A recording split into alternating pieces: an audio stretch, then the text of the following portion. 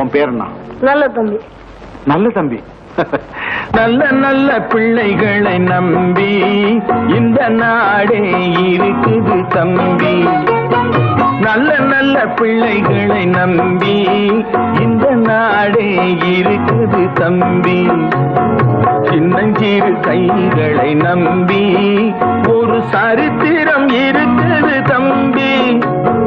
சின்னஞ்சிறு கைகளை நம்பி ஒரு சரித்திரம் இருக்குது தம்பி. நல்ல நல்ல பிள்ளைகளை நம்பி இந்த நாடே இருக்குது தம்பி.